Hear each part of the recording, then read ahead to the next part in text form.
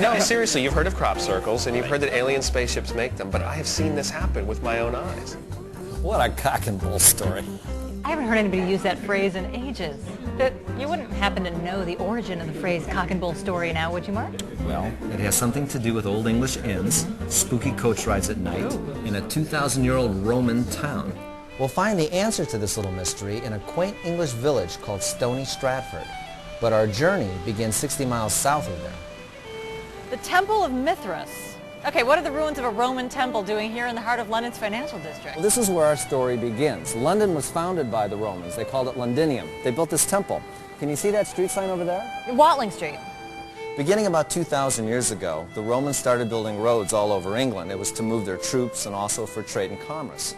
But the major road was built out of London right here, and then headed north towards Stony Stratford and even beyond it. Okay, so now we've connected London to Stony Stratford via Watling Street, so now what? Hold your horses. You know, in fact, horses and coaches come into this story, but a little later on.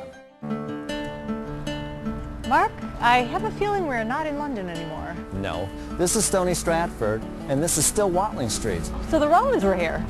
The Romans were everywhere. Right. They built a temple nearby, and the Roman soldiers used to walk up and down this road for 400 years. Gee, you think that got a little monotonous after a while? A little.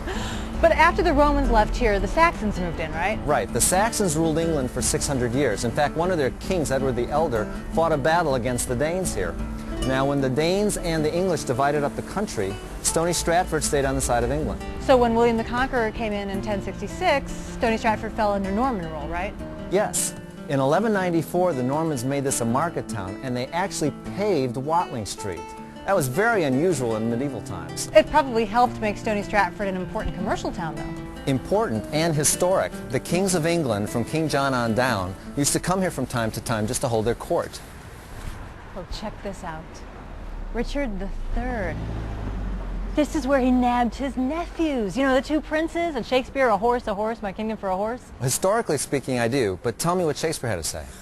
Well, King Edward IV died and left two young sons. And the sons went to London so the older one could be crowned King of England. Okay. Well, they stopped for a night in an inn. This had to be the inn here in Stony Stratford. The plot seems to be thickening. Well, Shakespeare has a way of doing that, as we know. But their uncle, Richard of Gloucester, knows they're here, seizes them, escorts them, if you will, to the Tower of London, where they're never heard from again. And what happens? Richard becomes King Richard III. Nice guy, huh? You know, some would argue that he had his reasons for doing what he did. But thanks to Shakespeare and all the bad press that Richard got, for the next 400 years, there has never been another King Richard of England. What an amazing story. And it all started right here in this inn. But we digress. Come on. We know that Stony Stratford was an important stopping point outside London along the old Watling Street. Now we've got to bring in road coaches. By the 17th century, coaches became a way for people to travel to and from London. So now people are taking coaches to travel all over England, zipping along roads like Watling Street. Not exactly zipping. The first coaches only went 2 or 3 miles an hour. And by 1800, we're talking a lightning speed of 8 miles an hour.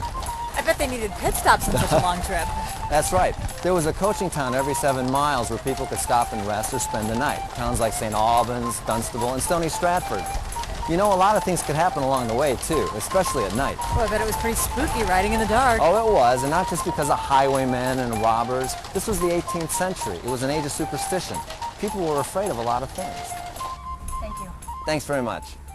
So by the time passengers get here to Stony Stratford after such a long ride, they had to have all kinds of stories they could tell about the things they'd seen, real or imagined. And there were 52 inns and pubs here where they could eat, drink, rest, even spend the night. 52 pubs in this tiny little town?